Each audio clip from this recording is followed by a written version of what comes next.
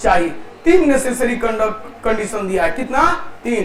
पहला, presence of combustible substance, presence of एक ऐसा सब्सटेंस होना चाहिए जो जल जाए।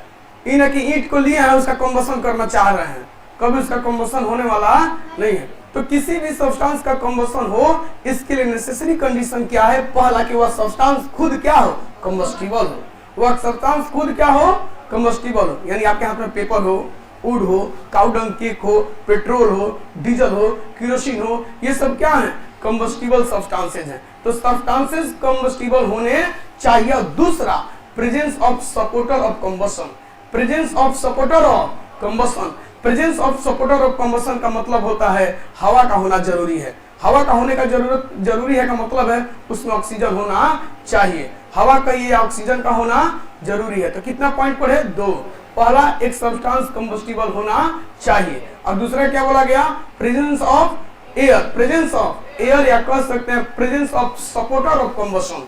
सपोर्टर ऑफ कंबशन किसे कहा जाता है?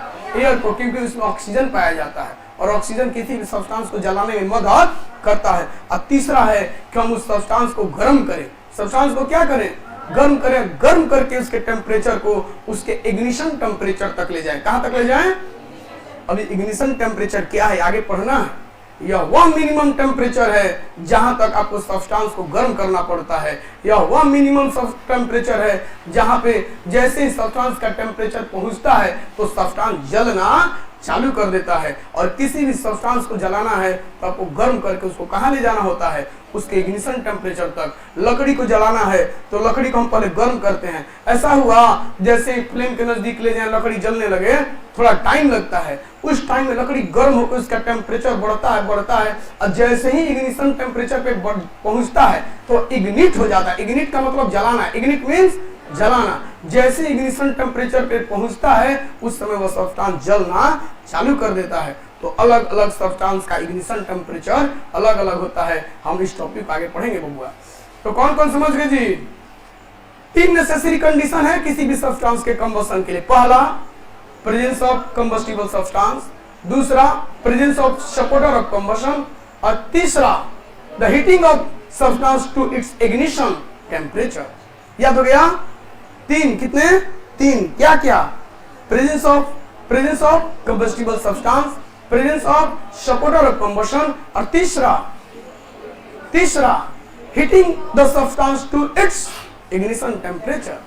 पहला कह रहा है जो सब्सटेंस आप लाए हैं वह कंबस्टिबल होना चाहिए, ऐसा होना चाहिए जो आसानी से जल सके। दूसरा, जब जलाना चालू करते हैं तो वहां पर हवा होना चाहिए, ऑक्सीजन होना चाहिए। और तीसरा कह रहा है कि हमें उसको गर्म करना पड़ेगा।